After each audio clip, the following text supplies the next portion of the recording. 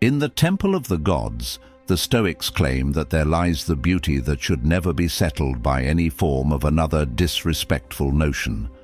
One should never take for granted the golden views that the universe gifts us. During the lockdown, I think many have suffered the same copy-paste sentences, but I should point out that I was guilty of trying to give my mom a sense of peace by talking about how, when locked inside, gave birth to self-anxiety. Yes, I used to think that air travel, large-scale meetings and public speaking was the root cause of my anxiety, but now that I have witnessed the larger outcome, I think it is fair to say I was wrong. The air travel worries were justified, especially in the beginning of the pandemic. But now I think it's safe to say everyone has developed a rational still anxiety that comes from within.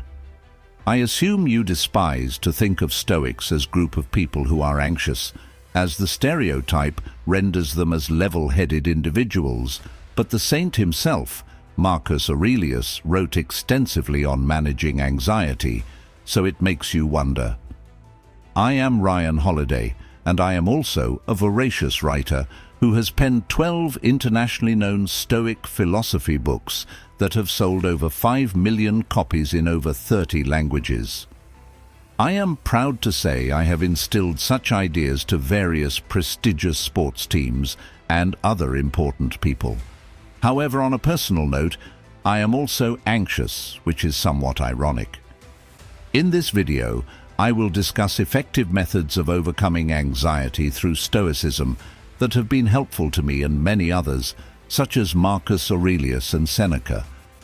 Dealing with anxiety is an everlasting fight, but there are some Stoic methods that strive to make it easier.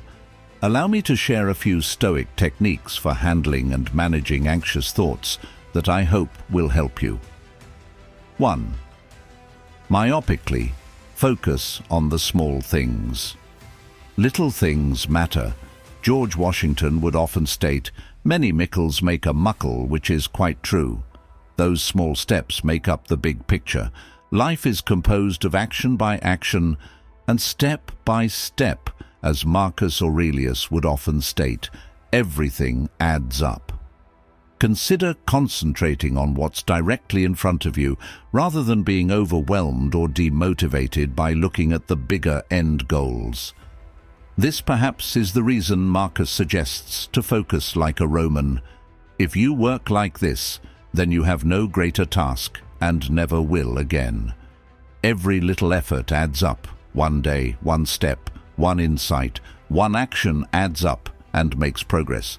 That first step is the most vital. 2. Exercise. Thankfulness. In times of disorder or difficulty, one would do well to recall the words of Marcus Aurelius and appreciate being alive, because life is a gift. Life itself is a present. To hold such an outlook is to throw away something that is important. This is the reason the present is referred to as a gift, as that is the only one you are certain to have. The moment and the location of our birth is beyond our grasp. But the way we interpret that is actually in our control. Gratitude enables us to make the best of the current situation and find joy in everything and at all times, regardless of the circumstances in the immediate vicinity. 3. Never hold a view. Another interesting quote by Marcus Aurelius states, "You don't have to have an opinion about this." This is something I find myself mulling over on a daily basis. It seems quite unnecessary for me to be compelled to have an opinion on everything and anything. I can sit back and watch, allow it to be, or accept it that it does not concern me. We don't have to attach a positive or negative connotation to all things. Some objects just exist, and by allowing ourselves to let things be, we rid ourselves of emotional stress. 4. Quit being concerned about others' judgment. Peace and calmness, according to Marcus Aurelius, comes from the knowledge that one should not care about the opinions of the outside world. He explains that inner peace is achieved when the external factors, including the thoughts and opinions of other people, are ignored, and the individual is concerned with what they can control, including their thoughts and speech.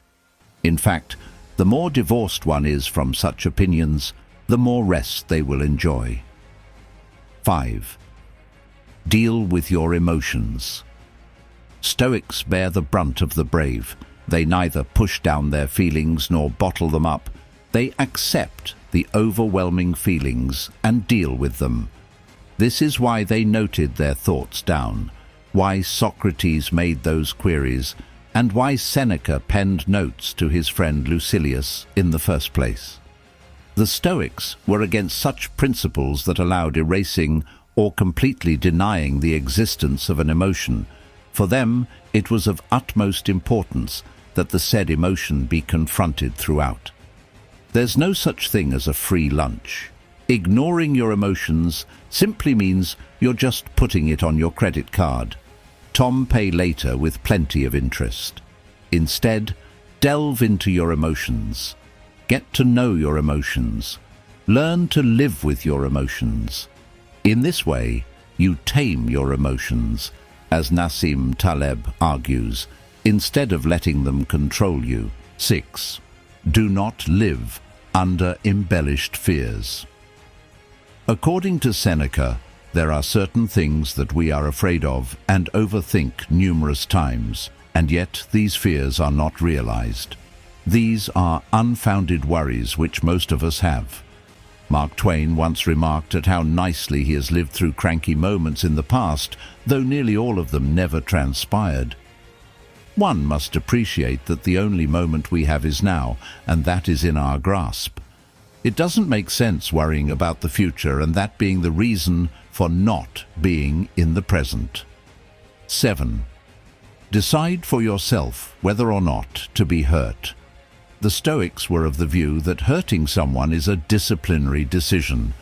People may hit you, argue with you, or invade your space.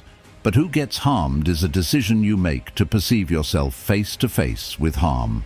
Eleanor Roosevelt said it well: no one makes you feel inferior without your permission. We have ownership over how we feel, interpret feelings or emotions, or the internal narrative we constantly have. Just accept the idea that you are not touched or harmed, and you won't be hurt. 8. Take a stroll. Every day it has become a habit for me to walk. Whether it's with my kids, inside our farm, or outside, I use this opportunity to think, appreciate, and most importantly enjoy the outside environment. Nietzsche would often complain, saying that only while walking is when the mind is capable of formulating worthwhile thoughts. This was similarly echoed by Seneca, who believed that sometimes it is crucial to let your brain float. Walking is not merely working the muscles, but clearing the mind. It is time to reflect and recuperate. Let it remain a routine. 9. Maintain your journal. The first step in writing a journal is very easy. Begin, be it structured or a simple piece of paper. The most important factor is to sustain it. Writing in a journal daily makes you reflective, emotional, and also helps one to mature. But if you haven't, then now is the second best time to initiate it. 10. Take the appropriate handle.